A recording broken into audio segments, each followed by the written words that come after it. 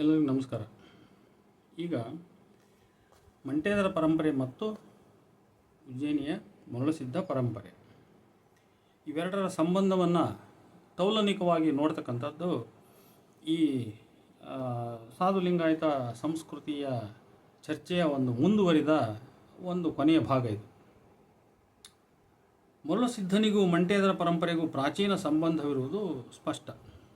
ಈ ಅಭಿಪ್ರಾಯಕ್ಕೆ ಪೂರಕವಾಗಿ ಮರಳುಸಿದ್ಧ ಕಾವ್ಯದಲ್ಲಿ ಪ್ರಸ್ತಾಪಿಸಲ್ಪಟ್ಟ ಮಂಟೇದರ ಮರಳುಸಿದ್ಧ ಸಂಬಂಧವನ್ನು ಮತ್ತು ಮಹಾದೇವ ಬಣಕಾರರು ತಮ್ಮದೇ ವಿರಚಿತ ಮರಳುಸಿದ್ಧ ಕಾವ್ಯಕ್ಕೆ ಆಧಾರವಾಗಿಟ್ಟುಕೊಂಡು ಅವರ ಸ್ಥಳ ಪರಿವೀಕ್ಷಣೆಯ ವಿವರಗಳನ್ನು ಇಲ್ಲಿ ನಾವು ಚರ್ಚೆಗೆ ತೆಗೆದುಕೋಬಹುದು. ಅವರು ಮರಳುಸಿದ್ಧ ಕಾವ್ಯವನ್ನು ಮಹಾದೇವ ಬಣಕಾರರು ಬರೆದಾಗ ಅವರು ಮೊದಲು ಸ್ಥಳ ಪರಿವೀಕ್ಷಣೆಗೆ ಹೋಗಿದ್ದರು. ಅಲ್ಲಿಯ ವಿವರಗಳನ್ನೆಲ್ಲ ಅವರು ಅದರ ಮುನ್ನುಡಿಯಲ್ಲಿ ಪ್ರಸ್ತಾವನೆಯಲ್ಲಿ ಕೊಟ್ಟಿದ್ದಾರೆ. ಅದರ ವಿವರಗಳನ್ನು ನಾವು ಆಧರಿಸಿ ಮರಳುಸಿದ್ಧನ ಬದುಕು ಮತ್ತು ಮರಳುಸಿದ್ಧ ಪರಂಪರೆಯಲ್ಲಿ ಕಾಣ್ತಕ್ಕಂಥದ್ದು ಮತ್ತು ಮಂಟೇದರ ಪರಂಪರೆಯಲ್ಲಿ ಕಾಣ್ತಕ್ಕಂಥದ್ದು ಇವಕ್ಕೆಲ್ಲ ಏನು ಸಂಬಂಧ ಇದೆ ಅಂತ ನಾವು ನೋಡ್ಬೋದು. ಒಂದು ತೌಲನಿಕ ಚರ್ಚೆ ಇದೆ.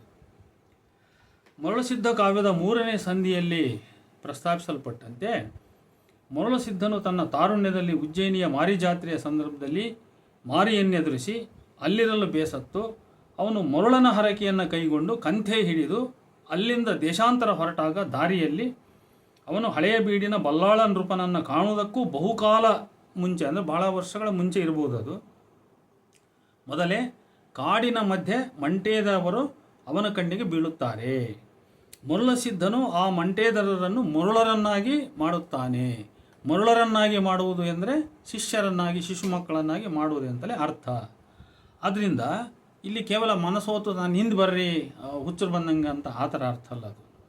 ಆದ್ದರಿಂದ ಮಂಟೇದರರು ಮರಳುಸಿದ್ಧನ ಅನುಯಾಯಿಗಳಾಗಿದ್ದಾರೆನ್ನಲು ಇದೇ ಕಾವ್ಯದ 5ನೇ ಸಂಧಿಯಲ್ಲಿ ಕಾಣುವಂತೆ ಮರಳುಸಿದ್ಧನು ತನ್ನ ಕೊಲ್ಲಾಪುರ ಯಾತ್ರೆಯನ್ನು ಮುಗಿಸಿಕೊಂಡು ಬಂದು ಉಜ್ಜಯಿನಿಯ ಕೇತನಹಳ್ಳಿಯಲ್ಲಿ ನೆಲೆಗೊಳ್ಳಲು ಬಂದ ಕೊನೆಯ ಕಾಲದಲ್ಲಿ ಮಂಟೇದವರು ಕೂಡ ಅಲ್ಲಿ ಹೊರಭಾಗದಲ್ಲಿ ನಿಂತಿರ್ತಾರೆ. ಇದು ಕೂಡ ಒಂದು ಸಾಕ್ಷಿ. ಹಾಗಿದ್ದರೆ ಮಂಟೇಸ್ವಾಮಿ ಪರಂಪರೆಯು ಕ್ರಿಸ್ತಶಕ 12ನೇ ಶತಮಾನಕ್ಕೂ ಮೊದಲಿನಿಂದಲೇ ಕರ್ನಾಟಕದಲ್ಲಿ ಇತ್ತು ಅಂತ ನಾವು ಊಹಿಸಬಹುದು. ಇದಕ್ಕೆ ಶಾಸನಾಧಾರಗಳು ಕೂಡ ಇವೆ. ಆಮೇಲೆ ಮರುಳ ಅನ್ನುವ ಪದ ಜೈನ ಸಂಸ್ಕೃತಿಯಲ್ಲಿ ಕ್ರಿಸ್ತಶಕ 10ನೇ ಶತಮಾನದಿಂದನೂ ಕೂಡ ನಮಗೆ ಸಿಗ್ತದೆ. ಅದು ಅಂದರೆ ಒಂದು ಪರಂಪರೆ ಇಲ್ಲದೆ ಆ ಪದ ಇರಲ್ಲ. ಅದು ಪರಂಪರೆ ಪದ ಎರಡೂ ಒಟ್ಟೊಟ್ಟಿಗೆ ಅಲ್ಲಿ ಅಸ್ತಿತ್ವದಲ್ಲಿ ಬಂದಿರ್ತವೆ. ಮಂಟೇದರ ಪರಂಪರೆಗೆ ಈ ಮರಳುಸಿದ್ಧ ಪರಂಪರೆಯು ಅತಿ ಪ್ರಾಚೀನದಲ್ಲಿ ಸಂಬಂಧ ಹೊಂದಿದ್ದಾಗಿದ್ದು, ಆ ಪರಂಪರೆಯ ಕುರುಹಾಗಿ ಮರುಳ ಎಂಬ ಹೆಸರನ್ನು ತೆಗೆದುಕೊಳ್ಳುವುದಾದರೆ ಬಳ್ಳಾರಿ ಜಿಲ್ಲೆ ಹಗರಿಬೊಮ್ಮನಹಳ್ಳಿ ತಾಲೂಕಿನ ಕೋಗಳಿಯ ಕ್ರಿಸ್ತಶಕ 992ರ ಜೈನ ಶಾಸನದಲ್ಲಿ ಉಲ್ಲೇಖಿಸಲ್ಪಟ್ಟ ಮರುಳಯ್ಯ ಎಂಬ ಹೆಸರನ್ನು, ನಂದಿಬೇವೂರಿನ 1054ರ ಶಾಸನದಲ್ಲಿ ಕಾಣ್ತಕ್ಕಂಥ ಮರುಳಿಮಯ್ಯ ಅಂತಕ್ಕಂಥದ್ದನ್ನು, ಆಮೇಲೆ ಕೊಪ್ಪಳ ಜಿಲ್ಲೆ ಶಾಸನಗಳಿಂದ ಮರುಳದೇವ ಕ್ರಿಸ್ತಶಕ 1030, ಆಮೇಲೆ ಮರುಳಾನಂದ ದೇವರು 1143, ಮರುಳ ಚತುರ್ವೇದಿ ಭಟ್ಟ ಇದು ಕುಡನೂರು ಶಾಸನ ಕ್ರಿಸ್ತಶಕ 1221. ಈ ಉಲ್ಲೇಖಗಳು ಇಲ್ಲಿ ನಮಗೆ ಗಮನಾರ್ಹ. ಇವುಗಳಲ್ಲಿ ಮರುಳ ಎಂಬುದು ಬ್ರಾಹ್ಮಣ ಚತುರ್ವೇದಿ ಭಟ್ಟನಿಗೆ ಗುಣವಿಶೇಷಣವಾಗಿ ಪ್ರಯೋಗವಾಗಿದೆ. ಚಿಕ್ಕಮಗಳೂರು ಜಿಲ್ಲೆ ಮತ್ತಾವಾರದ ಕ್ರಿಸ್ತಶಕ 15ರ ಶಾಸನದಲ್ಲಿ ಮರುಳಜಿನ ಜಕವೇ ಹಟ್ಟಿ ಚಟವೇ ಗಂತಿ ಮತ್ತವೂರ ಬಸದಿ ತಪಸ್ಸು ಮಾಡಿ ಸಿದ್ಧಿ ಆದಳು ಎಂಬ ಮಾಹಿತಿ ಇದೆ. ಇದು ಎಪಿಗ್ರಾಫಿಯ 11ರಲ್ಲಿ ನೋಡ್ಬೋದು. ಆಂಧ್ರದ ಮಾನೇಪಲ್ಲಿಯ ವೀರಭದ್ರೇಶ್ವರ ದೇವಾಲಯದ ಶಾಸನದಲ್ಲಿ ಕೂಡ ಮರುಳ ಎಂಬತಕ್ಕಂಥ ಹೆಸರು ಉಂಟು. ಅದು ಆಂಧ್ರದ ಕನ್ನಡ ಶಾಸನದಲ್ಲಿ. ಮೈಸೂರು ಜಿಲ್ಲೆ ಗುಂಡ್ಲುಪೇಟೆಯ 1656ರ ಶಾಸನದಲ್ಲಿ ಮರುಳ ಬಸವಲಿಂಗ ದೇವರಿಗೆ ಸ್ವತಂತ್ರ ಮಠವ ಕಟ್ಟಿಸಿ ಎಂಬ ಮಾತಿದೆ ಅಲ್ಲಿ. ಅದರಿಂದ ನೋಡಿ, ಇದು ಎಪಿಗ್ರಾಫಿಯ 3, ಕರ್ನಾಟಕ ಎಪಿಗ್ರಾಫಿಯ 3ರಲ್ಲಿ ನೋಡ್ಬೋದು. ಇವನು ಮಂಟೇದರ ಸ್ವಾಮಿ ಇರಬಹುದೇನೋ. ಇದೇ ಜಿಲ್ಲೆಯ ಚಾಮರಾಜನಗರ ತಾಲೂಕು ಹರದನಹಳ್ಳಿಯ ಕ್ರಿಸ್ತಶಕ 1345ರ ಶಾಸನದಲ್ಲಿ ಗೋಸಲ ಸ್ವಾಮಿಯ ಅನೇಕ ಪವಾಡಗಳನ್ನು ವರ್ಣಿಸಿ ಅವನನ್ನು ಅನಾದಿಗಣ ಮರುಳಾರ್ಯ ವಂಶದವನೆಂದು ಈ ಶಾಸನದಲ್ಲಿ ಮಾದೇಶ್ವರನ ಪವಾಡ, ಲಿಂಗಧಾರಣೆ ಮುಂತಾದ ವಿಷಯಗಳು ಇಲ್ಲಿ ಪ್ರಸ್ತಾಪಿಸಿರ್ತಕ್ಕಂಥದ್ದು ವಿಶೇಷ. ಆದ್ದರಿಂದ ಇಲ್ಲಿ ಹೇಳ್ತಕ್ಕಂಥ ಪ್ರಶ್ನೆ ಏನಂದರೆ, ಮಂಟೇದರ ಪರಂಪರೆ ದಲಿತ ಪರಂಪರೆ, ಮರಳುಸಿದ್ಧನೂ ಹುಟ್ಟಿನಲ್ಲಿ ಮಾದಿಗ, ಆದರೆ ಮೇಲೆ ಉದಾಹರಿಸಲ್ಪಟ್ಟ ಶಾಸನೋಲ್ಲೇಖಗಳಲ್ಲಿನ ಮರುಳ ಸಂಬಂಧವಾದ ಹೆಸರುಗಳು ದಲಿತ ಪರಂಪರೆಯನ್ನೇ ಸೂಚಿಸ್ತಾ ಇಲ್ಲ, ಹಾಗೆ ಅವು ಮಂಟೇದರ ಪರಂಪರೆಯನ್ನೇ ಸೂಚಿಸುತ್ತವೆ ಎಂದು ಸಹ ಖಚಿತವಾಗಿ ಹೇಳಲಿಕ್ಕೆ ಸಾಧ್ಯವಿಲ್ಲ. ಆದರೆ ಕಾವ್ಯದಲ್ಲಿ ಕಾಣುವ ಮರುಳ ಮಂಟೇದರ ಸಂಬಂಧ ಮತ್ತು ಮರುಳಸಿದ್ಧನ ಪವಾಡ ಸ್ಥಳಗಳ ಸುತ್ತಮುತ್ತ ಬಹು ಪ್ರಾಚೀನದಿಂದ ನೆಲೆಸಿರುವ ಮರುಳಸಿದ್ಧನ ಭಕ್ತರಲ್ಲಿ ಉಳಿದುಕೊಂಡು ಬಂದಿರುವ ಮರುಳಸಿದ್ಧ, ಮರುಳವ್ವ ಇತ್ಯಾದಿಗಳ ಹೆಸರುಗಳ ಆಧಿಕ್ಯ ಇವೆಲ್ಲವೂ ಮರುಳ ಎಂಬ ಹೆಸರು ಮೂಲದಲ್ಲಿ ಮಂಟೇದರ ಪರಂಪರೆಯಲ್ಲಿಯೇ ಹುಟ್ಟಿಕೊಂಡಿರಬಹುದೇನೋ ಎಂದು ನಂಬುವಂತೆ ಒತ್ತಾಯಿಸುತ್ತವೆ ಅಂತ. ಅದರಿಂದ ಮರುಳ ಅನ್ನುವ ಹೆಸರು ಬಹುಶಃ ಇದು ಮಂಟೇದರ ಪರಂಪರೆಯ ಮೂಲದಿಂದಲೇ ಬಂದಿದೆ ಅಂತ ಒತ್ತಾಯಿಸ್ತವೆ. ಮತ್ತು ಮರುಳ ಮಂಟೇದರರ ಪ್ರಭಾವ ಸವರ್ಣೀಯ ಜನರ ಮೇಲೂ ಆಗಿತ್ತೆಂದು ತಿಳಿಯಲಿಕ್ಕೆ ನಮಗೆ ಮೇಲಿನ ಈ ಶಾಸನಾಧಾರಗಳೇ ಸಾಕ್ಷಿ. ಯಾಕಂದರೆ ನಮ್ಮ ಭಾರತೀಯ ಸಂಸ್ಕೃತಿಯಲ್ಲಿ ಒಬ್ಬರ ಪ್ರಭಾವ ಇನ್ನೊಬ್ಬರ ಮೇಲೆ ಸಂಸ್ಕೃತಿಯ ಪ್ರಭಾವ ಆಗಿರ್ತದೆ. ಹಾಗೆ ಮರುಳಸಿದ್ಧ ಪರಂಪರೆಯ ಸ್ವರೂಪ ಹಾಗೂ ವಿಸ್ತಾರವನ್ನರಿಯಲು ಅಗತ್ಯವಾದ ಕಾರ್ಯಕ್ಷೇತ್ರವನ್ನು ಮಾಡಿದ ಬಣಕಾರರು ತಾವು ಕಲೆ ಹಾಕಿದ ಮಾಹಿತಿಗಳೆಲ್ಲವನ್ನೂ ಪ್ರಸ್ತಾವನೆಯಲ್ಲಿ ನೀಡದೆ ತಮಗೆ ಬೇಡವೆನಿಸಿದ್ದನ್ನು ಕೈಬಿಟ್ಟಿರಬಹುದಿಲ್ಲಿ. ಅವರು ಏನು ಬೇಕೋ ಅಷ್ಟು ಮಾತ್ರ ಉಪಯೋಗಿಸಿಕೊಂಡಿದ್ದಾರೆ, ಅದನ್ನೇ ನಾವು ಇಲ್ಲಿ ಪರಿಶೀಲನೆ ಮಾಡಿ ನೋಡುವುದು. ಪ್ರಸ್ತುತ ಲಭ್ಯವಿರುವ ಮಾಹಿತಿಯ ಆಧಾರದಿಂದ ಮಂಟೇದರ ಮರುಳಸಿದ್ಧ ಪರಂಪರೆಯ ನಂಟನ್ನು ನಾವು ಪರಿಶೀಲಿಸುವ ಪ್ರಯತ್ನ ಮಾಡೋಣ.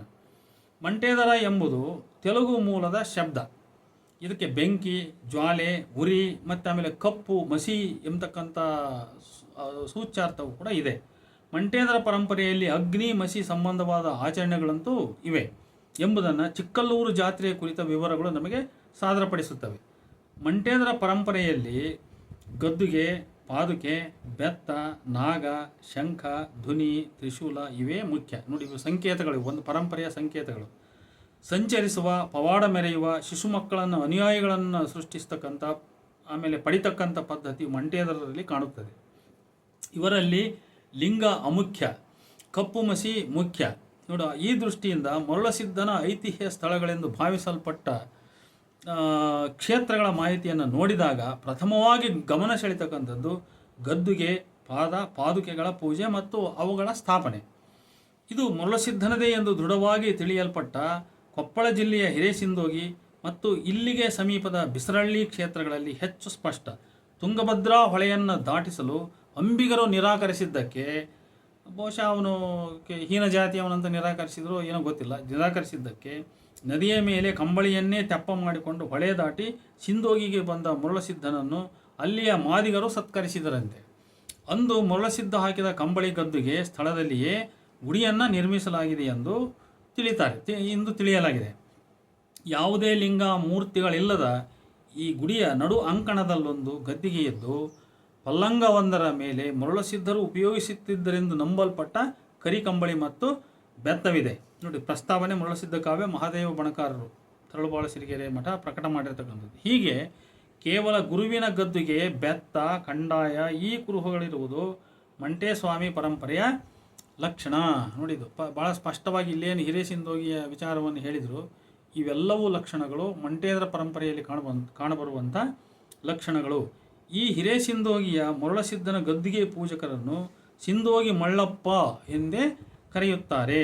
ಕರಿಯ ಕಂಬಳಿಯ ಮೇಲೆ ಗಂಧಾಕ್ಷತೆಯ ಬಟ್ಟಲುಳ್ಳ ಒಂದು ದೊಡ್ಡ ಬುಟ್ಟಿಯನ್ನು ಹೊತ್ತು ಉಜ್ಜಯಿನಿ ತೂಲಹಳ್ಳಿ ಭಾಗಕ್ಕೆ ಭಿಕ್ಷಾ ನೀಡಲು ಬರುತ್ತಾರೆ. ಅವರು ಸಿಂದೋಗಿ ಮಳ್ಳಪ್ಪರು ಬಂದರೆ ನೀಡ್ರಿ ಎಂದು ಭಿಕ್ಷೆ ಕೇಳುತ್ತಾರೆ. ಗದ್ದಿಗೆ ಮೇಲಿನ ಕಂಬಳಿ ಹರಿದು ಅಳಿಯುತ್ತಿರುವಾಗ ಆ ಮಾಹಿತಿಯನ್ನು ಉಜ್ಜಯಿನಿಗೆ ಮುಟ್ಟಿಸಿದರೆ ಉಜ್ಜಯಿನಿ ಕುರುಬರು ನಿತ್ಯ ನೇಮದಿಂದ ಒಂದು ಹೊಸ ಕರಿಗೊಂಗಡಿಯನ್ನು ನೇಯ್ದು ಅರ್ಪಿಸುತ್ತಾರೆ. ಅದಲ್ಲದೆ ಮಂಟೇದರರಿಗೆ ಭಾರತ ಹುಣ್ಣಿಮೆ ಹೇಗೆ ಮುಖ್ಯವೋ ಮರುಳಸಿದ್ಧ ಪರಂಪರೆಯವರಿಗೂ ಕೂಡ ಭಾರತ ಹುಣ್ಣಿಮೆ ಅಷ್ಟೇ ಮುಖ್ಯ. ಭಾರತ ಹುಣ್ಣಿಮೆಯಲ್ಲಿ ಮರುಳಸಿದ್ಧನಿಗೆ ಆರತಿ ಬೆಳಗುವವರಲ್ಲಿ ಮಾದಿಗರು ಪ್ರಥಮ. ಈ ಹಿನ್ನೆಲೆಯಲ್ಲಿ ಉಜ್ಜಯಿನಿ ಮರುಳಸಿದ್ಧ ಪರಂಪರೆಯು ಮೂಲತಃ ಮಂಟೇದರ ಪರಂಪರೆಯ ಹುಟ್ಟಿಗೆ ಕಾರಣವಾಗಿದ್ದಿರಬಹುದಾದಂತಹ ಸಿದ್ಧನಾಥ ಪರಂಪರೆಯಲ್ಲಿಯೇ ಹುಟ್ಟಿಕೊಂಡು ಅದರೊಂದಿಗೆ ಗುರು ಶಿಷ್ಯ ಸಂಬಂಧವನ್ನು ಉಳಿಸಿಕೊಂಡಿತ್ತೆನ್ನಬಹುದು. ನೋಡಿ, ಹೀಗೆ ಉಜ್ಜಯಿನಿ ಮರುಳಸಿದ್ಧ ಪರಂಪರೆಯು ಮೂಲತಃ ಮಂಟೇದರ ಪರಂಪರೆಯ ಹುಟ್ಟಿಗೆ ಕಾರಣವಾಗಿದ್ದಿರಬಹುದಾದ ಸಿದ್ಧನಾಥ ಪರಂಪರೆಯಲ್ಲಿಯೇ ಹುಟ್ಟಿ. ಅಂದರೆ ನಾನೇನು ಹೇಳ್ತಾ ಇದ್ದೀನಿ ಅಂದರೆ, ಉಜ್ಜಯಿನಿ ಮರುಳಸಿದ್ಧ ಪರಂಪರೆ ಮತ್ತು ಮಂಟೇದರ ಪರಂಪರೆ ಇವೆರಡಕ್ಕೂ ಸಿದ್ಧನಾಥ ಪರಂಪರೆ ರೂಟ್ ಅಂತ, ಅದೇ ಸೋರ್ಸ್, ಆ ಮೂಲದಿಂದ ಇವು ಹುಟ್ಟಿದವೆ ಅಂತ. ಮರುಳಸಿದ್ಧನು ಮಂಟೇದರ ಪರಂಪರೆಗೆ ಸಂಬಂಧಪಟ್ಟವನೇ ಮೂಲತಃ ಮಂಟೇದರ ಪರಂಪರೆ ಮರಳಸಿದ್ಧ ಪರಂಪರೆ ಅಂಥ ಭಿನ್ನವಾದವಲ್ಲ, ಎರಡೂ ಒಂದೇನೇ. ಅವು ಅಭಿನ್ನವಾಗಿರ್ತಕ್ಕಂಥ ಪರಂಪರೆಗಳು. ಅವು ಯಾವ ಮೂಲದಿಂದ ಹುಟ್ಟಿದವೆ ಅಂದರೆ ಸಿದ್ಧನಾಥ ಪರಂಪರೆಯ ಮೂಲದಿಂದ ಹುಟ್ಟಿದವೆ ಅನ್ನುವಂಥದ್ದು ಇದು ನನ್ನ ಒಂದು ಹೈಪೋಥೆಟಿಕಲ್ ಟ್ರುತ್ ನಾನು ಹೇಳ್ತಕ್ಕಂಥದ್ದು. ಈ ಮಂಟೇದರ ಮರಳಸಿದ್ಧ ಪ್ರಭಾವ ಕೆಲ ಲಿಂಗಾಯತ ಸಮುದಾಯದ ಮೇಲೂ ಕೂಡ ಆಗಿರ್ತಕ್ಕಂಥದ್ದು ವಿಶೇಷ. ಮರಳಸಿದ್ಧನ ಸಾಕು ತಂದೆಯಾಗಿದ್ದ ಉಜ್ಜಯಿನಿಯ ಬಾಚಣ್ಣಗೌಡನು ಮರಳ ಮಂಟೇದರರ ಭಕ್ತನಾಗಿದ್ದಂತಹ ಒಬ್ಬ ಲಿಂಗಾಯತರವನಿರಬಹುದು ಅಂತ. ಹೀಗೆ ಇಲ್ಲಿಗೆ 5 ಮೈಲಿ ದೂರದಲ್ಲಿರ್ತಕ್ಕಂಥ ಅಂದರೆ ಸಿರೇಸಿಂದೋಗಿಗೆ ಬಿಸಲಹಳ್ಳಿಯಲ್ಲಿಯೂ ಕೂಡ ಮರಳಸಿದ್ಧನ ಗುಡಿ ಇದೆ. ಇಲ್ಲಿ ಯಾವುದೇ ಮೂರ್ತಿ ಲಿಂಗಗಳಿಲ್ಲ, ಪಾದಗಳಿವೆ. ಒಂದು ಸಣ್ಣ ಬ್ರೇಕ್ ತಗೊಂಡು ಇಲ್ಲಿ ಒಂದು ವಿಚಾರ ಮುಂದುವರಿಸೋದು ಏನಂದರೆ, ರೇವಣಸಿದ್ಧ ಹೋದ ಕಡೆ ಲಿಂಗಗಳನ್ನು ಸ್ಥಾಪನೆ ಮಾಡ್ತಾನೆ, ಮರಳಸಿದ್ಧ ಹೋದ ಕಡೆ ಪಾದುಕೆಗಳು ಇರ್ತವೆ, ಬೇಡ ವಿಭೂತಿ ಗಟ್ಟಿ ಇರ್ತೈತಿ, ಒಂದು ಗದ್ದಿಗೆ ಇರ್ತೈತಿ. ಇದು ಶೈವ ಸಂಸ್ಕೃತಿಯಲ್ಲಿ ಪಕ್ಕ ಲಿಂಗ ಸ್ಥಾಪನೆ ಅಲ್ಲಿ ಮುಖ್ಯ. ಆದರೆ ಇದು ಶೈವ ಸಂಸ್ಕೃತಿಗೆ ಸಂಬಂಧಪಟ್ಟು ಸ್ವಲ್ಪ ಭಿನ್ನವಾದಂಥ ಯಾವುದೋ ಒಂದು ಶೂದ್ರ ನಂಟುಳ್ಳಂಥ ಒಂದು ಪರಂಪರೆ ಆಗಿರುವ ಕಾರಣಕ್ಕಾಗಿ ಈ ಮಂಟೇದರ ಪರಂಪರೆ ಸ್ವಲ್ಪ ಡಿಫ್ರೆಂಟ್ ಅನ್ನಿಸ್ಕೊಳ್ತದೆ. ಇದು ಲಿಂಗ ಸ್ಥಾಪನೆ ಮಾಡಲ್ಲ, ಗದ್ದಿಗೆಯನ್ನು ಸ್ಥಾಪನೆ ಮಾಡ್ತಾರೆ. ಹಾಗಾಗಿ ಮರಳಸಿದ್ಧನ ಗುಡಿ ಅಂದರೆ ಅಲ್ಲಿ ಲಿಂಗ ಇಲ್ಲ, ಅಲ್ಲಿ ಯಾವುದೋ ಮೂರ್ತಿನೂ ಕೂಡ ಇಲ್ಲ. ಅಲ್ಲಿ ಏನಿದೆ ಗದ್ದಿಗೆ ಇದೆ ಅಂತ. ಮರಳಸಿದ್ಧನ ಗುಡಿ ಇದ್ದು ಇಲ್ಲಿ ಯಾವುದೇ ಮೂರ್ತಿ ಲಿಂಗಗಳಿಲ್ಲ, ಪಾದಗಳಿವೆ. ಆದ್ದರಿಂದ ಬರ ಬಂದಾಗ ಮರಳಸಿದ್ಧ ಈ ಊರಿಗೆ ಪಾದವಿಟ್ಟು ಮಳೆ ತರಿಸಿದ್ದನೆಂಬ ನಂಬಿಕೆಯಿಂದ ಅವನಿಲ್ಲಿ ಮಳೆ ಮರಳಸಿದ್ದಪ್ಪನಾದ ಅಥವಾ ಮಳೆ ಮಲ್ಲಪ್ಪನಾದ ಅಂತಲೇ ಹೇಳ್ತಾರೆ. ಗುಲ್ಬರ್ಗಾ ಜಿಲ್ಲೆಯ ಜೈನಾಪುರದ ಬಳಿಯ ಹೆಗ್ಗನದೊಡ್ಡಿಯಲ್ಲಿ ಅಲ್ಲಿಯ ಸ್ಥಳೀಕರೇ ಹೇಳುವಂತೆ ಉಜ್ಜಯಿನಿ ಮರಳಸಿದ್ಧನಿಗೆ ಸಂಬಂಧಪಟ್ಟ ಗುಡಿಯಿದ್ದು ಗರ್ಭಗುಡಿಯಲ್ಲಿ ತಪೋನಿರತ ಯೋಗಿಯಂತೆ ಕಾಣುವ ಮಾನವಾಕಾರದ ಹುತ್ತವಿದ್ದು, ಮೂರ್ತಿಯಲ್ಲ ಇದು, ಹುತ್ತವಿದ್ದು ಜಾತ್ರೆಯಲ್ಲಿ ಸಹಸ್ರ ಬಿಲ್ವಾರ್ಚನೆ ನಡೆಯುತ್ತದೆ. ಗರ್ಭಗುಡಿಯಲ್ಲಿ ವಚನದ ಕಟ್ಟುಗಳಿವೆ. ಇದರ ಪೂಜಾರಿಗಳು ಹರಿಜನರು. ಅಂದರೆ ಅಂದು ಹರಿಜನ ಹೊನ್ನಪ್ಪ ಇದ್ದ, ಇವರು ಸರ್ವೆ ಮಾಡಲಿಕ್ಕೆ ಹೋದಂಥ ಸಂದರ್ಭದಲ್ಲಿ ಅಂತಕ್ಕಂಥದ್ದು ಗಮನಾರ್ಹ. ಬಹುಶಃ ಇದೊಂದು ಹುತ್ತ ರೂಪದ ಶಕ್ತಿ ಕ್ಷೇತ್ರವಾಗಿದ್ದು ಸಿದ್ಧನಾಥರ ಕಾಲದಲ್ಲಿ ಶೈವ ದೇಗುಲವಾಗಿರಬಹುದಂತ ನನಗನ್ನಿಸ್ತದೆ. ಯಾಕಂದರೆ ಶೈವ ಪರಂಪರೆಗೂ ಹಿಂದಿನದು ಶಾಕ್ತ ಪರಂಪರೆ ಅಂತ. ಮರಳಸಿದ್ಧನ ಗುರು ರೇವಣಸಿದ್ಧನ ಮೂಲ ಸ್ಥಾನ ಆಂಧ್ರ ಪ್ರದೇಶದ ಕೊಲ್ಲಿಪಾಕಿಗೆ ಹತ್ತಿರದ ಕೊಡಟೂರು ಗುಡ್ಡದ ಮೇಲೆ ಮುನಿಸಿದ್ದೇಶ್ವರನ ಗುಡಿ ಇದ್ದು ಅಲ್ಲಿ ಜೋಡು ಪಾದಗಳಿವೆ. ನೋಡಿ, ಅಲ್ಲಿ ಕೂಡ ಒಬ್ಬ ಮುನಿಸಿದ್ದೇಶ್ವರನ ಗುಡಿ ಇದೆ, ಅದರ ಲಿಂಗ ಎಲ್ಲ ಜೋಡು ಪಾದಗಳಿವೆ. ದೇವಾಲಯದ ಎದುರು 2 ಪಾದಗಳಿದ್ದು ಗುಡಿಯ ಸುತ್ತ ಮಡಿವಾಳರ ಹಡಪದವರ ಮಠಗಳಿರುವುದು ವಿಶೇಷ. ಮರಳಸಿದ್ಧನ ಅನುಯಾಯಿಯಾದ ಗುಂಡು ಬ್ರಹ್ಮಯ್ಯನ ಐತಿಹ್ಯ ಸ್ಥಳ ತೊರಗಾಯಿ ಅಂದರೆ ತೋರಗಲ್ಲಪುರ ಅಂತ ತೊರಗಾಯಿಯಲ್ಲಿದ್ದು ಯಾದವ ಜಾತಿಯವರು ಅಲ್ಲಿ ಪೂಜಾರಿಗಳು. ಓರಂಗಲ್ಲಿನಲ್ಲಿ ಕಾಕತೀಯ ಗಣಪತಿ ರಾಜನಿಂದ ಕಟ್ಟಿಸಿದ್ದನೆಂದು ತಿಳಿಯಲ್ಪಟ್ಟ 1000 ಕಂಬಗಳ ದೇವಸ್ಥಾನವಿದ್ದು ಇಲ್ಲಿನ ರುದ್ರಮ್ಮ ದೇವಿಯನ್ನು ಅಂದರೆ ಕಾಳೆ ರುದ್ರಮ್ಮ ದೇವಿಯನ್ನು ಮಚ್ಛೇಂದ್ರನಾಥ ಪರಂಪರೆಯವರು ಪೂಜಿಸುತ್ತಾರೆಂಬುದು ಗಮನಾರ್ಹ. ನಾಥ ಪರಂಪರೆಯವರು ಇವರು. ಮರಳಸಿದ್ಧನು ಗುಂಡು ಬ್ರಹ್ಮಯ್ಯನನ್ನು ಇಲ್ಲಿ ಸಂಧಿಸಿರಬಹುದೆಂದು ಒಂದು ಊಹೆ. ಇಂದಿನ ಹಾವೇರಿ ಜಿಲ್ಲೆಯ ನಾವು ಇಲ್ಲಿ ಮಚ್ಛೇಂದ್ರನಾಥನ ಪ್ರಸಂಗ ಬಂದಾಗ ಇಲ್ಲಿ ಹರಪನಹಳ್ಳಿ ತಾಲೂಕಿನ ಚಿಗಟೇರಿಯ ನಾರದ ಮುನಿಯ ಪ್ರಸಂಗವನ್ನು ಕೂಡ ನಾವು ಜ್ಞಾಪಕ ಮಾಡ್ಕೋಬೇಕು. ನಾರದ ಮುನಿ ಅನ್ನೋದು ಅದು ಭೈರವ ಆರಾಧನೆಯ ಒಂದು ಸ್ಥಳ. ನಾರದೇವ ನಾರಮುನಿ ಅನ್ನುವಂಥವನು ನಾಥ ಪರಂಪರೆಯವನು. ಆತನಿಗೆ ಯೋಗಿನಿಯಾಗಿದ್ದಂಥವಳು ಶಾಕಮ್ಮ ಅಂತ ನಾವು ಆಗಲೇ ಮಾತಾಡಿದ್ದೇವೆ. ಇಂದಿನ ಹಾವೇರಿ ಜಿಲ್ಲೆಯ ಹಾನಗಲ್ಲ ತಾಲೂಕಿನ ಮೂಡೂರಿನಲ್ಲಿ ಮರಳಸಿದ್ಧರ ಮಠವಿದ್ದು ಗರ್ಭಗುಡಿಯಲ್ಲಿ ರೇವಣಸಿದ್ಧ ಹಾಗೂ ಮರಳಸಿದ್ಧ ಈ ಉಭಯರ ಗದ್ದುಗೆಗಳಿವೆ. ಇಲ್ಲಿ ಮತ್ತೇನಾದರೂ ಬೆತ್ತ, ಶಂಖ ಇತ್ಯಾದಿಗಳಿದ್ದವೋ ಇಲ್ಲವೋ ಎಂಬುದರ ಮಾಹಿತಿ ಇಲ್ಲ. ಈ ಗ್ರಾಮದಲ್ಲಿ ಹಾಗೂ ಸುತ್ತಮುತ್ತಲ ಹಳ್ಳಿಗಳಲ್ಲಿ ಕಗ್ಗಲ್ಲ ವಂಶದವರ ಮನೆಗಳಿವೆ. ಈ ಕಗ್ಗಲ್ಲ ವಂಶೀಕರ ಹಿರೀಕರು ಹಿಂದೆ ತಮ್ಮ ಪತ್ರೆವನದ ಗದ್ದೆಯಲ್ಲಿ ನೇಗಿಲು ಹೊಡೆಯುವಾಗ ಸಿಕ್ಕ ಶಿಶುವೇ ಮರಳಸಿದ್ಧನಂತೆ. ನೋಡಿ, ಅವರಲ್ಲಿ ಇರುವ ನಂಬಿಕೆ ಹೇಗೆ, ತಾವು ಮಡಿಕೆ ಹೊಡೆಯುವಾಗ ನೇಗಿಲಿಗೆ ಸಿಕ್ಕ ಶಿಶು ಇದು ಮರಳಸಿದ್ಧನ ಹುಟ್ಟು ಅಂತ. ಇವನು ಹೀಗೆ ಇಲ್ಲಿಯೇ ಹುಟ್ಟಿ ಬೆಳೆದು ರೇವಣಸಿದ್ಧನನ್ನು ಹಿಂಬಾಲಿಸಿ ತಿರುಗಾಡಿ ಮರಳಿ ಬಂದು ಕೊನೆಗೆ ಇಲ್ಲಿಯೇ ಐಕ್ಯನಾದನೆಂದು ಅಕ್ಕಮಹಾದೇವಿಗೆ 1158ರಲ್ಲಿ ದೀಕ್ಷೆಯನ್ನಿತ್ತನೆಂದು ಇವರು ತಿಳಿದಿದ್ದಾರೆ. ಸಾಧು ಲಿಂಗಾಯತರಿಗೂ ಮರಳಸಿದ್ಧನಿಗೆ ಇರುವ ಈ ತೆರನಾದ ಅವಿನಾಭಾವ ಸಂಬಂಧವನ್ನು ಇಂತಹ ಅನೇಕ ಸಂಗತಿಗಳಿಂದ ತಿಳಿಯಬಹುದಾಗಿದೆ.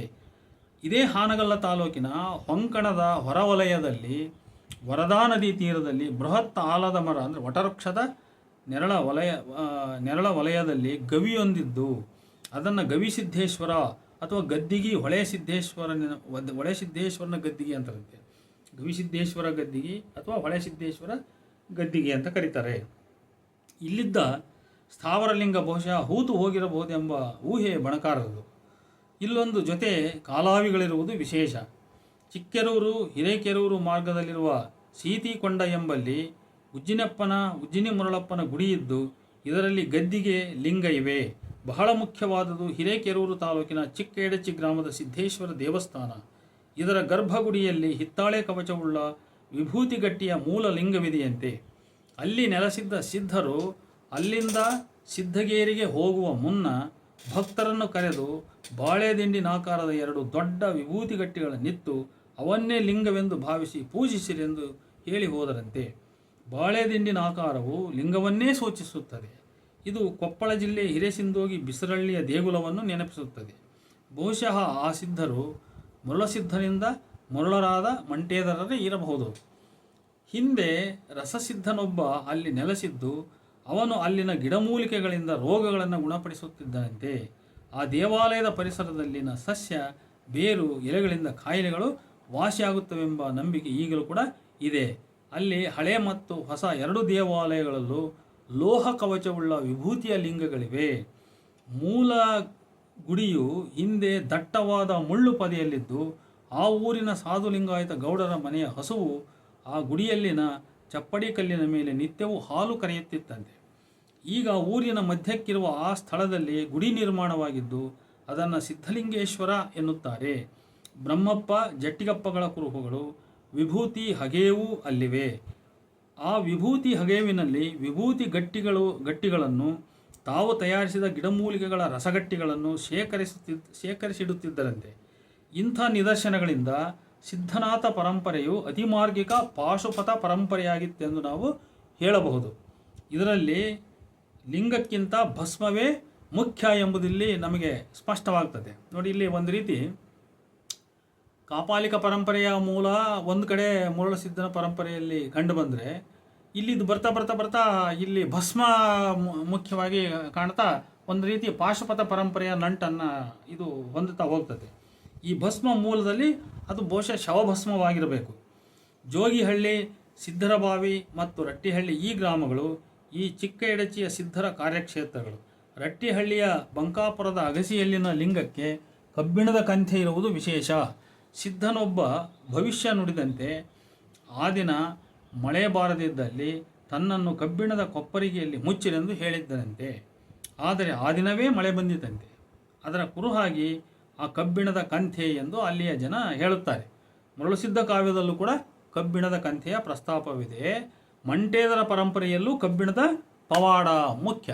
ಅಲ್ಲಿ ಕೂಡ ಈ ಕಬ್ಬಿಣದ ಪವಾಡ ಇಂಪಾರ್ಟೆಂಟ್. ನೋಡಿ, ಕಬ್ಬಿಣದ ಪವಾಡ, ಮರುಳಸಿದ್ಧ ಕಾವ್ಯದಲ್ಲಿ ಬರ್ತಕ್ಕಂಥ ಕಬ್ಬಿಣದ ಕಂಥೆ ಮತ್ತು ಇಲ್ಲಿ ಈ ಹಾವೇರಿ ಜಿಲ್ಲೆಯಲ್ಲಿ ಬಂದಂಥ ಚಿಕ್ಕ ಎಡಚಿಯ ಈ ರಟ್ಟಿಹಳ್ಳಿ ಈ ಭಾಗದಲ್ಲಿ ಕಂಡಂಥ ಈ ಕಬ್ಬಿಣದ ಕಂಥೆ, ಇವೆಲ್ಲವೂ ಒಟ್ಟಾಗಿ ಒಂದು ಮಂಟೇದರ ಪರಂಪರೆಯ ಒಂದು ಲಿಂಕನ್ನು ಭಾಳ ಸ್ಪಷ್ಟಪಡಿಸ್ತವೆ. ಚಿಕ್ಕಲ್ಲೂರು ಸಿದ್ದಪ್ಪಾಜಿ ಕಬ್ಬಿಣದ ಪವಾಡ ಮೆರೆಯುತ್ತಾನೆ. ಈ ಭಾಗದಲ್ಲೆಲ್ಲ ಸಾಧರು ಹೆಚ್ಚಿರುವುದು. ಉಜಿನಿಗೌಡ, ಮಳ್ಳಪ್ಪಗೌಡ, ಮಲ್ಲಪ್ಪಗೌಡ ಎಂಬ ಹೆಸರುಗಳು ಅವರಲ್ಲಿ ಹೆಚ್ಚಿರುವುದು ಕೂಡ ಇಲ್ಲಿ ಗಮನಾರ್ಹ. ನೋಡಿ, ಮಲ್ಲಪ್ಪಗೌಡ, ಉಜಿನಿಗೌಡ ಈ ಥರದ ಹೆಸರುಗಳು ಇರತಕ್ಕಂಥದ್ದು ಮತ್ತು ಮಂಟೇದರ ಪರಂಪರೆಯ ಲಿಂಕ್ ಸ್ಪಷ್ಟವಾಗಿ ಕಣ್ಣಿಗೆ ಕಾಣ್ತಕ್ಕಂಥದ್ದು ಮುಖ್ಯ. ಶಿವಮೊಗ್ಗ ಜಿಲ್ಲೆ ಆಯನೂರು ಸಿರಿಗೆರೆ ಬಳಿಯ ದಟ್ಟಡವಿಯಲ್ಲಿ ಮಲೇಶಂಕರ ಪರ್ವತ ಅಂತ ಬೆಟ್ಟದ ಕಿಬ್ಬಿಯಲ್ಲಿ ಮರುಳಸಿದ್ದೇಶ್ವರನ ಗದ್ದಿಗೆ ಇದೆ. ಅರ್ಜುನನು ಶಬರ ರೂಪದ ಶಿವನೊಡನೆ ಹೋರಾಡಿದ ಇಂದ್ರಕೀಲ ಪರ್ವತ ಇದು ಎಂಬ ಪೌರಾಣಿಕ ಮಹತ್ವ ಈ ಸ್ಥಾನಕ್ಕಿದೆ. ಮರುಳಸಿದ್ಧನ ಗದ್ದಿಗೆಯ ಮುಂಭಾಗದಲ್ಲಿರುವ ಮಣ್ಣು ಗದ್ದಿಗೆ ರುದ್ರಮುನಿಯದಂತೆ. ರುದ್ರದೇವರ ಮೂರ್ತಿ ಭೂತೇಶ್ವರನೆಂದು ಕರೆಯಲ್ಪಡುವ ಗುಂಡುಕಲ್ಲು ಅಲ್ಲಿದೆ. ಕೆಲವು ಪುರಾತನ ಶಿಲ್ಪ ಶಾಸನಗಳಿರುವ ಆ ಸ್ಥಳ ಒಂದು ಪುರಾತನ ಕ್ಷೇತ್ರವೇ. ಈ ಮಲೇಶಂಕರ ತ್ರಿಕೂಟಗಿರಿಯ ಹಿಂಭಾಗದಲ್ಲಿ ತ್ರಿಶೂಲಾಕಾರದ ಬಂಡೆಯಲ್ಲಿ ಕೊರೆದಿರುವ ಸಿದ್ದೇಶ್ವರ ಮಂದಿರವಿದ್ದು ಇದರೊಳಗೆ ಗದ್ದಿಗೆಯ ಮೇಲೆ 2-3 ದುಂಡನೆಯ ಬಂಡೆಗಳಿವೆ. ಹಾಸನ ಜಿಲ್ಲೆ ಯಾದಾಪುರದ ಜೇನಕಲ್ ಬೆಟ್ಟದ ಮೇಲೆ ಕೇವಲ ಸಿದ್ದೇಶ್ವರ ದೇವಾಲಯವಿದ್ದು ಅದರಲ್ಲಿ ಕೂಡ ಲಿಂಗವಿಲ್ಲ, ಬರೆಯ ಪಾದಗಳಿವೆ.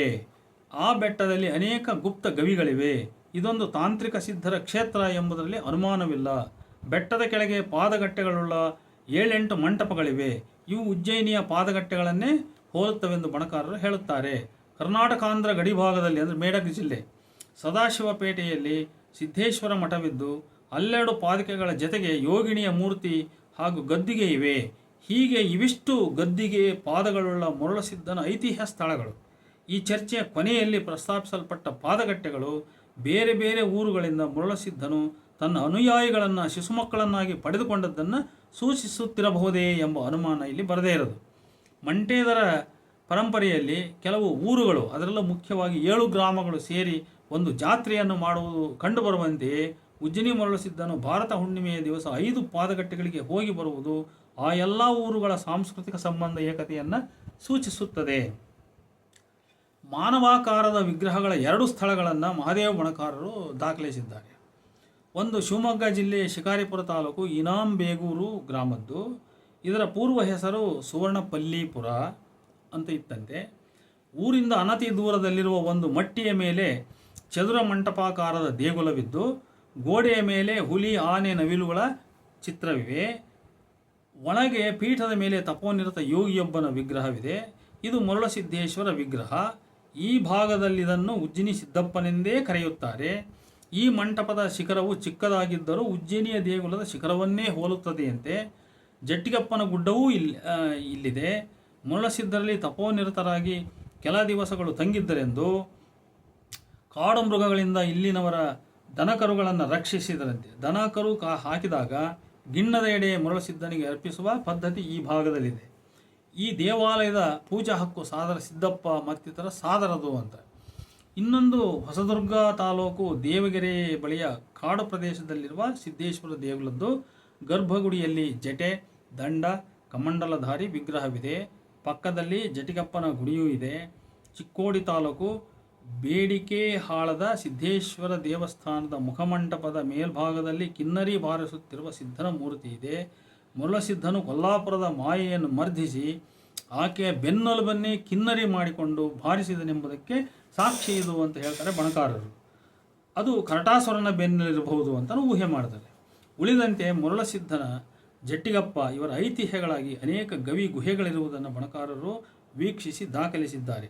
ಕೊಪ್ಪಳದಲ್ಲಿರುವ ಸಿದ್ಧರ ಗವಿಯ ಪಕ್ಕದಲ್ಲೇ ಮರುಳಸಿದ್ಧರ ಗವಿ ಇದೆ. ಹುನಗುಂದ ತಾಲೂಕಿನ ಸಿದ್ಧರಕೊಳ್ಳ ಎಂಬ ಸ್ಥಳದಲ್ಲಿ ಸಿದ್ದೇಶ್ವರನ ಗವಿ, ಪಕ್ಕದಲ್ಲಿ ಕಾಲು ಮೇಲೆ ಮಾಡಿ ಅಂಗಾತ ಮಲಗಿದ ಲಜ್ಜಾಗೌರಿ ವಿಗ್ರಹ, ಇದರ ಪಕ್ಕದಲ್ಲೇ ಶಿವಲಿಂಗ.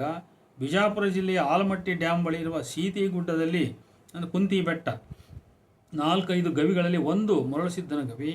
ಗುಲ್ಬರ್ಗಾ ಜಿಲ್ಲೆಯ ಶಹಾಪುರದ ಭಾಗದಲ್ಲಿ ಅನೇಕ ಸಿದ್ಧರ ಗವಿಗಳು ಇರತಕ್ಕಂಥದ್ದು. ಬೀದರ್ನಿಂದ ಬಾಲ್ಕಿ ಮಾರ್ಗದಲ್ಲಿ ಸಿದ್ದೇಶ್ವರ ಎಂಬ ಹೆಸರಿನ ಊರೇ ಇರತಕ್ಕಂಥದ್ದು.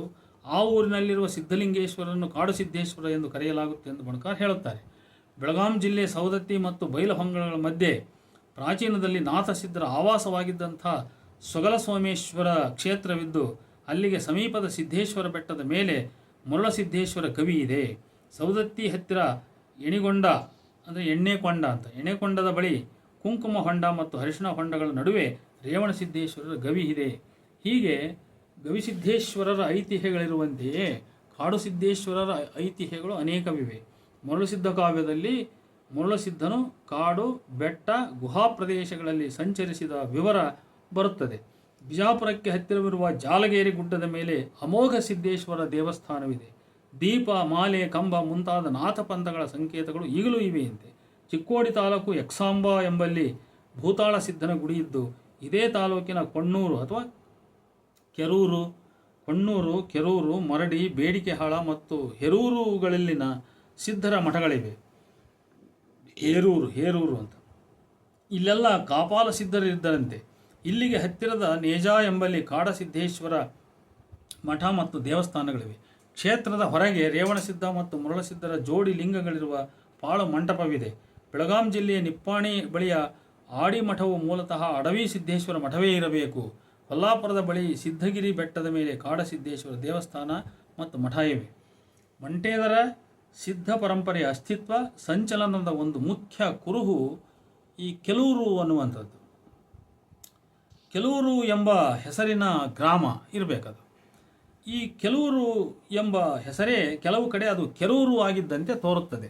ಇಂದಿನ ಹಾವೇರಿ ಜಿಲ್ಲೆಯ ಹಿಂದಿನ ಧಾರವಾಡ ಜಿಲ್ಲೆಯ ಹಿರೇಕೆರೂರು ಕೂಡ ಇಂಥ ಮಂಟೇದರ ಸಿದ್ಧರ ಒಂದು ಊರಿರಬೇಕು ಅಂತ. ಮಂಟೇಸ್ವಾಮಿ ಪರಂಪರೆಗೆ ಸೇರಿದ ಹುನಗುಂದ ತಾಲೂಕು ಕೆಲೂರು ಗ್ರಾಮವು 7 ಗ್ರಾಮಗಳು ಸೇರಿ ಒಂದು ಊರಾಗಿರುವಂಥದ್ದು. ಕೆಲವು ಊರು ಸೇರಿ ಆಗಿರುವ ಊರು ಕೆಲೂರು ಎಂಬ ಅರ್ಥ ಇಲ್ಲಿಯದೆಂದು ಮಹಾದೇವ ಶಂಕನಪುರ ಅವರ ಅಭಿಪ್ರಾಯ. ಆದರೆ ಅದು ಮೂಲದಲ್ಲಿ ಕೇಲೂರು ಇರಬೇಕೆಂದು ನನಗೆ ಅನಿಸ್ತದೆ. ದೇವಿ ಜಾತ್ರೆಗಳಲ್ಲಿ ಹೊರುವ ಘಟವನ್ನು ಕೇಲು ಅಂತ ಕರೀತಾರೆ. ಅಲ್ಲಿ 7 ಹನುಮಪ್ಪನ ಗುಡಿಗಳಿರುವುದು, 7 ಗ್ರಾಮದ ಜನರು ಸೇರಿ ಜಾತ್ರೆ ಮಾಡುವುದು ಕೂಡ ವಿಶೇಷ. ಭಾರತ ಹುಣ್ಣಿಮೆ ಇಲ್ಲಿಯ ಮುಖ್ಯವಾದ ಆಚರಣೆ. ಈ ಹಿನ್ನೆಲೆಯಲ್ಲಿ ಮರುಳಸಿದ್ಧನ ಐತಿಹ್ಯ ಸ್ಥಳಗಳಲ್ಲಿರುವ ಹಿರೇಕೆರೂರು ಹಾಗೂ ಸುತ್ತಲಿನ ಗ್ರಾಮಗಳ ಹಬ್ಬಾಚರಣೆಗಳಲ್ಲಿ ಇಂತಹ ಸಾಕ್ಷ್ಯಾಧಾರಗಳೇನಾದರೂ ಇವೆಯೋ ನೋಡುವುದು ಅವಶ್ಯ. ಚಿಕ್ಕೆರೂರು ಬಳಿಯ ಚಿಕ್ಕಮಾಗಡಿ ಗುಡ್ಡದ ಮೇಲೆ ಉಜ್ಜಿನಪ್ಪ ಗವಿ ಇದ್ದು, ಊರೊಳಗೆ ಉಜ್ಜಪ್ಪನ ಗುಡಿ ಇದ್ದು ಅದಕ್ಕೆ ಬೂದಿ ಸಿದ್ದಪ್ಪ ಎನ್ನುತ್ತಾರೆ ಎಂದು ಬಣಕಾರರು ಬರೆಯುತ್ತಾರೆ. ಬೂದಿ ಎಂದರೆ ಭಸ್ಮವೇ ಆಯಿತು. ಮಂಟೇಸ್ವಾಮಿ ಕೆರೂರು ಸಮೀಕರಣಕ್ಕೆ ಈ ಅಂಶ ಅಂದರೆ ಬೂದಿ ಭಸ್ಮ ಮಸಿ ಮುಖ್ಯ ಸೇರ್ಪಡೆಯಾಗಿದ್ದು, ಇಲ್ಲಿನ ಉಜ್ಜಪ್ಪ ಎಂಬುದು ಮೂಲತಃ ಉಜ್ಜಿನಪ್ಪ ಇದ್ದು ಮಂಟೇದರ ಮರುಳಸಿದ್ಧ ಅಂದರೆ ಉಜ್ಜಿನಪ್ಪ ಮಂಟೇದರ ಮರುಳಸಿದ್ಧ ಮಂಟೇದರ ಉಜ್ಜಿನಪ್ಪರ ನಂಟನ್ನು ಗಾಢಗೊಳಿಸುತ್ತದೆ. ಮಂಟ ಎಂಬುದು ಬಹುಶಃ ತೆಲುಗಿನ ಶಬ್ದ. ಅದನ್ನು ಬೆಂಕಿ, ಉರಿ, ಜ್ವಾಲೆ ಮತ್ತು ಕಪ್ಪು ಮಸಿ ಬೂದಿ ಅಂತಲೂ ಅರ್ಥ ಆಗ್ಬೋದು. ಅದು ಮಂಟೇದರ ಪರಂಪರೆಯ ಚಿಕ್ಕಲ್ಲೂರು ಜಾತ್ರೆಯಲ್ಲಿ ಅಗ್ನಿಯನ್ನು ಹೊತ್ತಿಸುವುದು ಬಹಳ ಮುಖ್ಯವಾದ ಆಚರಣೆ. ಹಾಗೆಯೇ ಆ ಪದ ಭಸ್ಮ ಬೂದಿಯನ್ನು ಕೂಡ ಸೂಚಿಸುತ್ತಿರಬೇಕೆಂಬ ಅನುಮಾನ ನನ್ನದು. ಇದು ನಿಜವಾದರೆ ಮಂಟೇದರರು ಭಸ್ಮಧಾರಿಗಳು ಎಂದು ಅರ್ಥೈಸಬಹುದು. ಅವರು ಭಸ್ಮಧಾರಿಗಳಾದರೆ ಅವರು ಪಾಶುಪಥ ಮೂಲದಿಂದ ಅದರ ಪ್ರಭಾವದಲ್ಲಿ ಬಂದವರು ಅಂತ ಅರ್ಥ ಆಗ್ತದೆ. ಮಂಟೇದರ ಪರಂಪರೆಗೂ ಪಂಚಾಳರಿಗೂ ನಂಟಿದ್ದು ಸ್ವತಃ ಸಿದ್ದಪ್ಪಾಜಿಯ ಬಡಗೇರ ಜಾತಿಯವನು. ಮಂಟೇದರ ಪರಂಪರೆಯಲ್ಲಿ ಬರ್ತಕ್ಕಂಥ ಸಿದ್ದಪ್ಪಾಜಿ ಬಾಗಳಿಯ ಕಾಲದ ಉಲ್ಲೇಖವಿಲ್ಲದ ಶಾಸನವೊಂದು ಮಹದೇವನಾಗತ್ತಿ ಮೈದುರ ಅಕಸಾಲಿಯ ವಿರೋಜನ ಮೊಮ್ಮಕ್ಕಳು ಬೊಮ್ಮನಹಾಳಿ ಅಕಸಾಲೆ ಬಸವೋಜನ ಮೊಮ್ಮಗ ಗದುಗಿನ ಉಜಿನಿ ಬಾಗಳಿಗೆ ಬಂದು ಅಂತ ಒಂದು ಸಾಲು ಬರ್ತದೆ. ಬಳ್ಳಾರಿ ಜಿಲ್ಲೆ ಶಾಸನಗಳಲ್ಲಿ ಬರ್ತದೆ. ಇಲ್ಲಿನ ಗದುಗಿನ ಉಜಿನಿ ಎಂಬ ವ್ಯಕ್ತಿಯು ಉಜಿನಿ ಮರುಳಸಿದ್ದೇಶ್ವರನ ಭಕ್ತನೆಂಬುದನ್ನು ದೃಢಪಡಿಸ್ತದೆ. ಪಂಚಾಳ ಜಾತಿಗೂ ಮರುಳಸಿದ್ಧನಿಗೂ ಇರುವ ಸಂಬಂಧದ ಮೇಲೆ ಬೆಳಕು ಚೆಲ್ಲುವ ಹೆಚ್ಚಿನ ಮಾಹಿತಿಯನ್ನು ಅಭ್ಯಾಸ ಮಾಡತಕ್ಕಂಥದ್ದು ಅವಶ್ಯ. ಯಾಕಂದರೆ ಮಂಟೇದರ ಪರಂಪರೆಗೂ ಪಂಚಾಳ ಅಥವಾ ಬಡಗಿಯರ ಸಂಸ್ಕೃತಿಗೂ ಸಂಬಂಧ ಇರೋದನ್ನು ಸಿದ್ದಪ್ಪಾಜಿಯ ಮೂಲದಿಂದ ನಾವು ಅರ್ಥ ಮಾಡ್ಕೋಬೋದು. ಅದೇ ರೀತಿ ಈ ಗದುಗಿನ ಉಜಿನಿ ಅನ್ನೋ ಮಾತಿನಿಂದನೂ ಕೂಡ ಅಂದರೆ ಇದು ಒಂದು ಸಾಮಾನ್ಯ ಭಕ್ತನಾಗಿ ನಡ್ಕೊಂಡಿರ್ಬೋದು. ಆದರೂ ಕೂಡ ಒಂದು ವಿಶೇಷವಾದ ಒಂದು ಪರಿಶೀಲನೆಯನ್ನು ಮಾಡುವುದು ಅವಶ್ಯ ಅಂತ ನನಗನ್ನಿಸ್ತದೆ. ಉಜ್ಜಿನಿ ಮರಳು ಸಿದ್ಧನಿಗೆ ಸಂಬಂಧಿಸಿದ ಆಚರಣೆಗಳಿಗೂ ಈಗಿನ ಮಂಟೇಸ್ವಾಮಿ ಸಿದ್ದಪ್ಪಾಜಿಗಳ ಆಚರಣೆಗಳಿಗೂ ಕೆಲವು ಹೋಲಿಕೆಗಳನ್ನು ನಾವು ಮುಖ್ಯವಾಗಿ ಗಮನಿಸಲೇಬೇಕು. ಮಂಟೇಸ್ವಾಮಿಗೆ ಹೇಗೋ ಹಾಗೆ ಮರಳು ಸಿದ್ಧನಿಗೂ ಭಾರತ ಹುಣ್ಣಿಮೆ ಬಹಳ ಮುಖ್ಯ. ಇಲ್ಲಿ ಮಂಟೇಸ್ವಾಮಿಯ ಶಿಷ್ಯನ ಚಿಕ್ಕಲ್ಲೂರಿನ ಗದ್ದಿಗೆ ಸುತ್ತಲೂ ಕೆಲವು ಮುಖ್ಯ ಕ್ಷೇತ್ರಗಳಿದ್ದು ಅವು ಜಾತ್ರಾ ಕಾಲದಲ್ಲಿ ಪೂಜೆಗೊಳ್ಳುವಂತೆಯೇ ಉಜ್ಜಯಿನಿಯ ಸುತ್ತಲೂ 4-6 ಕಿಲೋಮೀಟರ್ ವ್ಯಾಪ್ತಿಯಲ್ಲಿ 5 ಪಾದಗಟ್ಟೆಗಳಿದ್ದು ಭಾರತ ಹುಣ್ಣಿಮೆಯಂದು ಮರುಳಸಿದ್ಧನನ್ನು ಪಲ್ಲಕ್ಕಿಯಲ್ಲಿ ಆ ಎಲ್ಲ ಪಾದಗಟ್ಟೆಗಳ ದರ್ಶನಕ್ಕೆ ಕೊಂಡೊಯ್ದು ಅವುಗಳಿಗೆ ಪೂಜೆ ಸಲ್ಲಿಸಲಾಗಿ ಬರುತ್ತದೆ. ನೋಡಿ, ಇಲ್ಲಿ ಗದ್ದಿಗೆಗಳ ಪೂಜೆ, ಉಜ್ಜಿನಿ ಸುತ್ತ ಇರತಕ್ಕಂಥ ಗದ್ದಿಗೆಗಳ ಪೂಜೆ ಮತ್ತು ಮಂಟೇಸ್ವಾಮಿಗೂ ಕೂಡ ಇದೇ ರೀತಿಯ ಒಂದು ಹುಣ್ಣಿಮೆಯ ಆಚರಣೆ ಮತ್ತು ಚಿಕ್ಕಲ್ಲೂರಿನ ಗದ್ದಿಗೆ ಸುತ್ತಲೂ ಕೆಲವು ಮುಖ್ಯ ಕ್ಷೇತ್ರಗಳಿರ್ತಕ್ಕಂಥದ್ದು. ಇವೆರಡರ ನಂಟನ್ನು ನಾವು ಅರ್ಥ ಮಾಡ್ಕೋಬಹುದು. ಈ ತಾಂತ್ರಿಕ ಸಿದ್ಧರಿಗೂ ಸ್ಮಶಾನಕ್ಕೂ ನಿಕಟ ಸಂಬಂಧ. ಚಿಕ್ಕೆರೂರು ಬಳಿಯ ಮಲ್ಲೇನಹಳ್ಳಿಯ ಸ್ಮಶಾನದಲ್ಲಿ ಸ್ಮಶಾನ ಸಿದ್ದೇಶ್ವರ ದೇವಸ್ಥಾನವಿರುವುದನ್ನು ಇದಕ್ಕೆ ಉದಾಹರಣೆಯಾಗಿ ತೆಗೆದುಕೊಳ್ಳಬಹುದು. ಈ ಮಲ್ಲೇನಹಳ್ಳಿ ಮುರಳೇನಹಳ್ಳಿಯೂ ಆಗಿದ್ದಿರಬಹುದಲ್ಲವೇ ಅಂತ. ಹೀಗೆ ಮಂಟೇದರ ಹಾಗೂ ಮರುಳಸಿದ್ಧ ಈ 2 ಪರಂಪರೆಗಳ ನಡುವಿನ ಸಂಬಂಧವನ್ನು ಸಂಸ್ಥಾಪಿಸಬಹುದಾಗಿದೆ. ಈ ಕುರಿತು ಇನ್ನೂ ಹೆಚ್ಚಿನ ಅಧ್ಯಯನ, ಇನ್ನೂ ಹೆಚ್ಚಿನ ಸಾಕ್ಷ್ಯಾಧಾರಗಳು ಅತ್ಯವಶ್ಯ ಅಂತ ನನಗೆ ಅನಿಸ್ತದೆ. ಒಟ್ಟಿನಲ್ಲಿ ಮರುಳಸಿದ್ಧ ಪರಂಪರೆ ಮತ್ತು ಮಂಟೇದರ ಪರಂಪರೆ ಇವು ಪ್ರಾಚೀನದಲ್ಲಿ ಅವಿನಾಭಾವವಾಗಿ ಸಂಬಂಧವನ್ನು ಹೊಂದಿವೆ. ಮಂಟೇದರರು ಮರುಳಸಿದ್ಧನ ಅನುಯಾಯಿಗಳು, ಶಿಶುಮಕ್ಕಳು ಆಗಿದ್ದಾರೆ. ಮಂಟೇದರ ಪರಂಪರೆ ಮತ್ತು ಮರುಳಸಿದ್ಧ ಪರಂಪರೆ ಇವೆರಡೂ ಪರಂಪರೆಗಳು ಮೂಲ ಪ್ರಾಚೀನ ಶೈವ ಪಂಥದಲ್ಲಿಯೇ ಬೇರುಗಳನ್ನು ಇಟ್ಕೊಂಡಿದ್ದಾವೆ. ಯಾಕಂದರೆ ಸಿದ್ಧನಾಥ ಪರಂಪರೆ ನನ್ನ ಪ್ರಕಾರ ಕರ್ನಾಟಕದಲ್ಲಿ ಏನಾಗಿದೆ ಅಂತ ಹೇಳಿದರೆ ಪ್ರಾಚೀನ ಕಾಪಾಲಿಕ, ಆಮೇಲೆ ಪಾಶುಪಥ, ಆಮೇಲೆ ಕಾಳಾಮುಖ, ಆಮೇಲೆ ಲಾಕುಳ. ಇವು ಪ್ರಾಚೀನ ಶೈವ ಪಂಥಗಳಿವು. ಈ ಪ್ರಾಚೀನ ಶೈವ ಪಂಥಗಳು ಮುಂದೆ 12-13ನೇ ಶತಮಾನಕ್ಕೆ ಪೂರ್ಣ ಕರಗಿ ಶರಣರ ಕಾಲಕ್ಕೆ ಹೋಗಿ ಕೇವಲ ಮುಂದಿನ ವೀರಶೈವ ಲಿಂಗಾಯತ ಪರಂಪರೆ ಬೆಳೀತು. ಆದರೆ ಮಠ ಮತ್ತು ಪೀಠ ಪರಂಪರೆಗಳಲ್ಲಿ ಈ ಒಂದು ಪ್ರತ್ಯೇಕತೆ, ಪ್ರಾಚೀನವಾದ ಪ್ರತ್ಯೇಕತೆ ಅದು ಹಾಗೇ ಮುಂದುವರ್ಕೊಂಡು ಬಂತು. ಉದಾಹರಣೆಗೆ ಹೇಳೋದಾದರೆ ಕಾಳಾಮುಖ ಲಾಕುಳ ಪಂಥ ಅದು ಪಂಚಪೀಠಗಳಲ್ಲಿ ಅದು ಮುಂದುವರಿತು. ಆದರೆ ಆ ಪೀಠದಿಂದ ಹೊರಗೆ ವಿರಕ್ತರ ಪರಂಪರೆ ಇನ್ನೊಂದು ಬೆಳೀತು. ಈ ವಿರಕ್ತ ಪರಂಪರೆ ಅಂದರೆ ಗುರು ವಿರಕ್ತರ ಅಂತ ನಾವು ಹಿಂಗೆ ಭಾಗ ಮಾಡ್ಬೋದು. ಗುರು ಪಂಥ ಅಂದರೆ ಪಂಚಪೀಠ ಪರಂಪರೆಯವರದು. ವಿರಕ್ತ ಪಂಥ ಅಂದರೆ ಈ 101 ವಿರಕ್ತರು, ಯಡಿಯೂರು ಸಿದ್ಧಲಿಂಗೇಶ್ವರರಿಂದ ಪ್ರಾರಂಭವಾದಂಥ 101 ವಿರಕ್ತರ ಪಂಥ. ಇವೆರಡರನ್ನು ಬಿಟ್ಟು ಇವೆರಡಕ್ಕೂ ಸಂಬಂಧ ಪಡದೆ ಪ್ರತ್ಯೇಕವಾಗಿ ಬೆಳೆದಂಥ ಮತ್ತೊಂದು ಸಿದ್ಧನಾಥ ಪಂಥ ಅಂತ ಇದೆ. ಈ ಸಿದ್ಧನಾಥ ಪಂಥ ಬಹುಶಃ ಕಾಳಾಮುಖರಿಗೂ ಪ್ರಾಚೀನವಾದ್ದಿದು. ಕಾಳಾಮುಖರು ಬಂದು ಅವರೇ ಸಿದ್ದೇಶ್ವರ ಎನ್ನುವಂಥ ಗುಡಿಗಳನ್ನು ಆಕ್ರಮಿಸಿಕೊಳ್ತಾರೆ ಅವರು. ಆಗಲೇ ಇವರು ಬರುವ ಕಾಲಕ್ಕೆ ಸಿದ್ದಪ್ಪ ಅನ್ನುವರು ಅವರು ದೇವರಾಗಿಬಿಟ್ಟಿರ್ತಾರೆ ಅವರು. ಆದ್ದರಿಂದ ಮಂಟೇದರ ಮುರುಳ ಪರಂಪರೆಯಲ್ಲಿಯೇ ಈ ಸಿದ್ಧ ಪರಂಪರೆ ಅಥವಾ ಸಿದ್ಧ ಪರಂಪರೆಯಿಂದಲೇ ಮಂಟೇದರ ಪರಂಪರೆ ಹುಟ್ಟಿದೆ ಅಂತ. ಹಾಗಾಗಿ ಮಂಟೇದರ ಪರಂಪರೆ, ಸಿದ್ಧ ಪರಂಪರೆ ಇವು ಅವಿನಾಭಾವ ಸಂಬಂಧ ಹೊಂದಿದಂಥವು. ಇವುಗಳಿಗೆ ಅಂಟಿಕೊಂಡು ಬಂದಂಥದ್ದೇ ಮತ್ತೊಂದು ನಾಥ ಪರಂಪರೆ. ಆ ನಾಥರಿಗೂ ಸಿದ್ಧರಿಗೂ ಸಂಘರ್ಷ ಯಾಕಾಯಿತೋ ಗೊತ್ತಿಲ್ಲ, ಅದು ಈ ಕಾವ್ಯದಲ್ಲಿ ನಮಗೆ ಕಂಡುಬರ್ತದೆ. ಅದು ಹೀಗೆ ನಾಥ ಸಿದ್ಧ ಪರಂಪರೆಯ ಒಂದು ಮುಂದಿನ ಬೆಳಸಾಗಿ ಈ ಉಳಿದಂಥ ಬೇರೆ ಮಠಗಳು ಅಂದರೆ ಪಂಚಪೀಠಕ್ಕೂ ಇತ್ತಗೆ ವಿರಕ್ತರಿಗೂ ಗುರು ವಿರಕ್ತರಿಗೆ ಸಂಬಂಧಪಡದಂಥ ಪೀಠ ಪರಂಪರೆಗಳು ನಮ್ಮ ಕರ್ನಾಟಕದಲ್ಲಿ ಬೆಳೆದು ಬಂದಿದ್ದಾವೆ. ಅಂಥದ್ದೊಂದು ಪರಂಪರೆ ಈ ಮರುಳಸಿದ್ಧ ಪರಂಪರೆ ಅಂತ ನನಗನ್ನಿಸ್ತದೆ. ಅದರಿಂದ ಮರುಳಸಿದ್ಧ ಪರಂಪರೆ ಒಂದು ಸಿದ್ಧನಾಥ ಪರಂಪರೆ. ಅದು ಪ್ರಾರಂಭದಲ್ಲಿ ಈ ರೀತಿಯ ಕಾಪಾಲಿಕ ಪ್ರಧಾನವಾಗಿರತಕ್ಕಂಥ ಪರಂಪರೆ ಆಗಿ ಬಂದಿದೆ. ಅದು ಬರ್ಬರ್ತಾ ನಾವು ಈ ಕಡೆ ಹಿರೇಕೆರೂರು ಕಡೆಯ ಇವುಗಳನ್ನು ಓದ್ತಾ ಹೋದಾಗ ಅಲ್ಲಿ ಭಸ್ಮ ಪ್ರಧಾನವಾಗಿ ನಮಗೆ ಕಾಣ್ತದೆ. ಅದರಿಂದ ಇವರಲ್ಲಿ ಕೂಡ ಬೂದಿ ಮಸಿ ಮಂಟೇದರಲ್ಲಿ ಕಾಣ್ತದೆ. ಹಾಗಾಗಿ ಒಂದು ಕಡೆ ಹಿಂದಿನ ಪಾಶುಪಥ ಮತ್ತು ಸಿದ್ಧ ಇವೆರಡರ ಒಂದು ಕಾಪಾಲಿಕ ಇವೆರಡರ ಒಂದು ಸಮ್ಮಿಶ್ರಣದ ಸಂಸ್ಕೃತಿ ಈ ಮಂಟೇದರ ಮತ್ತು ಮರುಳಸಿದ್ಧ ಪರಂಪರೆಗಳು ಆಗಿವೆ. ಈ ಮರುಳಸಿದ್ಧ ಪರಂಪರೆ ಈಗ ಅದು ಸಾಧು ಲಿಂಗಾಯತರ ಪರಂಪರೆಯಾಗಿ ಇಲ್ಲಿ ಮುಂದುವರೆದರೆ ಮಂಡ್ಯ ಕಡೆ ಅದು ಮಂಟೇದರ ಪರಂಪರೆಯಾಗಿ, ಆ ಕಡೆ ಮಲೆ ಮಹದೇಶ್ವರನ ಭಕ್ತರ ಪರಂಪರೆಯಾಗಿ ಅದು ಅಲ್ಲಿ ಮುಂದುವರೆಕೊಂಡಿದೆ ಅಂತ ಇಷ್ಟು ಹೇಳ್ತಾ ಇಲ್ಲಿಯವರೆಗಿನ ಒಟ್ಟು ಚರ್ಚೆಯನ್ನು ಇಲ್ಲಿಗೆ ನಾನು ಕೊನೆಗೊಳಿಸ್ತಾ ಇದ್ದೇನೆ. ನಮಸ್ಕಾರ.